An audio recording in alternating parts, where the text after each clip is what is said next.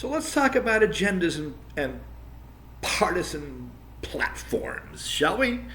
Instead of personalities, which is what we're talking about year after year. I mean, I guess, yeah, you want to see resumes because, it's a job, but let's have some vision, shall we? How about that? There's no way to even run if you're just a normal citizen now, because the people who do internet conventions aren't doing it now because people like me say, let's try libertarian socialism, shall we? And they go, oh no, we want lukewarm bipartisanship. And, they keep trying, and we keep laughing them off the stage. And, they don't even listen to me, though. So, but I'm giving it a shot this time because I'll have YouTube, and I know how to use it. So let's talk about agendas. So, 2 videos. This is video number 1, which is foreign policy and space. What you say? Foreign policy and space? Yes. 1, we have international space relationships. We're not with the Chinese, but we're with the Russians. Okay. It's old Cold War politics. It's getting in the way. I would, let the Chinese on the game because they're frankly doing better than everybody else in the world combined right now. Big roomy space stations, yes.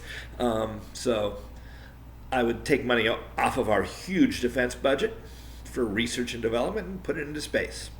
Let's keep the aerospace industry happy and do peace. And you can budget NASA in the defense budget because that would, even though it looks bad, it's funding the aerospace industry. And that puts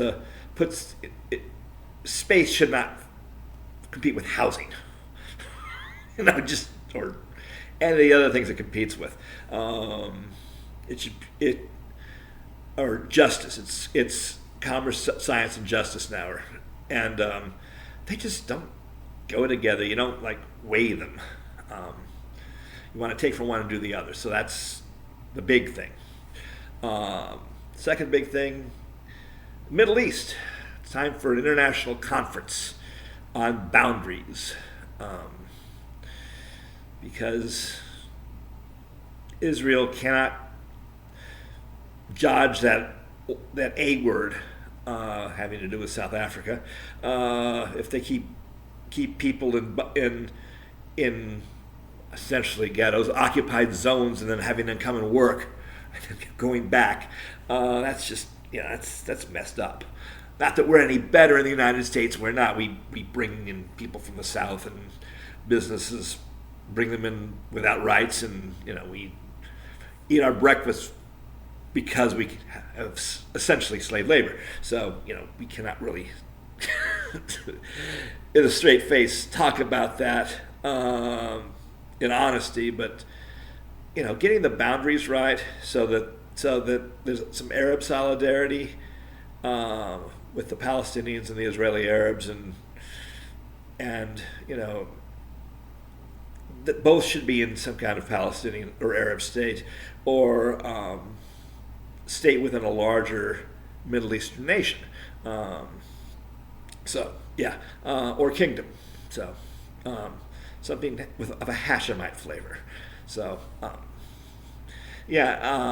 and all the way from Tajikistan to Gaza needs a map redraw. And we shouldn't try to punish Iran for being as conservative as half of America is. Give them Baluchistan and some of the Tajik area of Afghanistan, because they all speak Farsi. It's like, put the people who speak the language together. Linguistic nations. How about that? We say that we want that here, so let's let that happen in the Middle East. From Baghdad to Tajikistan could be one Persian country, and then let the people there work out what they want that to be, because they will. We have poisoned the well against autocracy. So, except to the effect that we have radical sectarian views on this country, because Trump is a sectarian, he's not an authoritarian. It's a different kind of authoritarianism, and his people are, become sectarians, which is egalitarianism from the right. Well, they're both sectarian, left and right, but we call it something with an F word if it's right wing, but it's the same high boundary evils on the other side of the boundary situation. That's what happens in Iran. That's what happens in Dixie. That's what happens in MAGA. It's all the same, and that's why those factions hate each other more than the rest of the moderates and the moderates. So that's that part. It's more regional things, and a greater Persia. Maybe a greater Kurdistan. Maybe, yeah. But just redraw the boundaries. Give the Pashtunis to the Pakistanis because they seem to like each other. Or they seem to support each other against us. So, let them be a nation and let these people take responsibility for their actors instead of allowing non-state actors. That's another reason to have bigger countries. In the Americas, we should have, in the Caribbean especially, bigger countries. We learned that lesson the hard way in the United States with the Articles of Confederation, that these little countries, little states, and they had no diversity.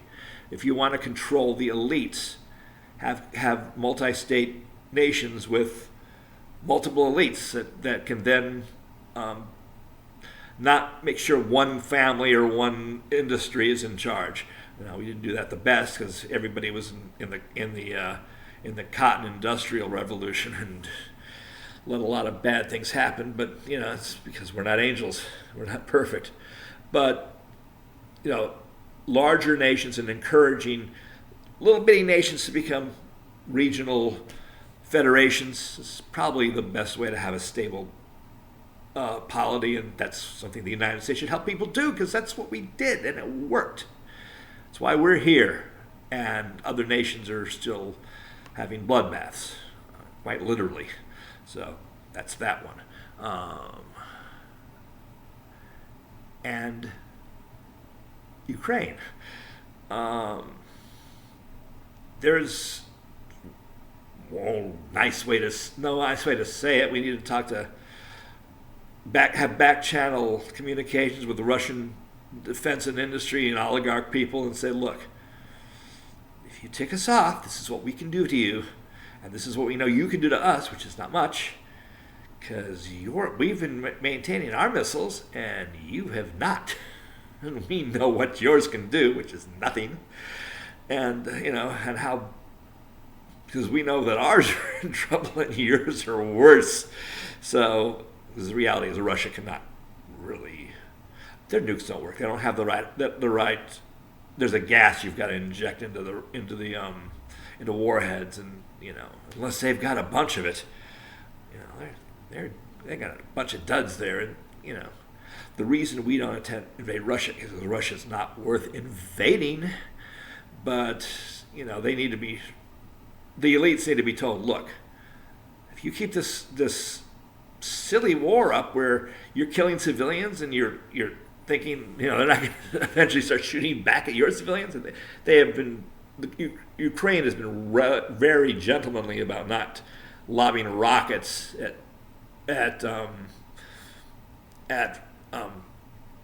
apartment buildings in Russia, because a lot of those people are Ukrainian. I mean, there's a lot of Ukrainians in Russia, and they're making their presence known. But we need to level with their defense establishment and say, look, you got to get rid of this Putin guy, because if he goes off the wall, this is what we do to your army. This is what we do to your missile silos. Just take them, because they're not worth anything. We could, again, we don't want Russia it's the Pottery Barn rule. It's if you break it, you got to pay for it. We don't want to pay for Russia. Nobody wants to pay for Russia. Donald Trump has a word for those kind of countries, and it starts with an S and has a hole in it. So nobody wants you. Nobody wants you, Russia. We don't want to invade you. We don't want to touch you. You guys are lepers. So which is my apologies to lepers. They have not yet developed a heart for freedom, which is too bad. But that's the hard one, and I'm a sociologist and I can't figure it out, and just if they stop, culture will invade them if they just quit electing authoritarian thugs. So, and we should tell some authoritarian thugs to get rid of the one that's masterfully taken over their society. Gotta give him his props for being a dictator, but we can't let him run amok anymore. So that's foreign policy.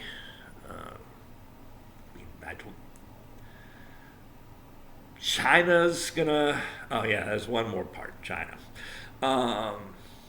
That goes off of employee ownership, and that's something for another day. But American employee ownership, then doing. Having the supply chain become employee owned, especially in China and India, that's kind of how we solve the Asia problem. And that would work. And, but we're not ready for it here. Again, in America, we have our own problems and our own sins that we can't really look at somebody else and say, oh yeah, we want you to do that, but we don't do that. So, and we'll be talking about that when we talk about domestic economies. But that is, in a nutshell, what, if I were a candidate, I would say we should do. If you're a candidate and you want to really say something that should be done, instead of saying how good you are and what your resume is and how you're qualified, I don't care what you're qualified for. I care what you're going to do. That's how I base my voting on. And that's how I base my activism on. Right now, Joe's got the best mix. I have talked to Joe. He's a in-the-face kind of talker, and he knows some of what I favor as far as regionalization in Iraq, and it's something that if he'd have gone with what I said, and he did, and Barack did not, and ISIS was the result. So yes. So I use these as a yardstick to support others, and a recommendation to those who win or those who campaign. If you want to steal any of these ideas, it's public policy. It's public owned. So, that's foreign policy in a nutshell on what we should be doing. If you think if you agree that these ideas are good, share them with somebody. Share them with your candidates for all levels of office. And one person tells one person who tells two persons, and then you have a revolution. So, and we need a revolution, or we at least need to worry about what's to be done rather than who's going to be doing it. So, okay, that's one of two. Pleasant days.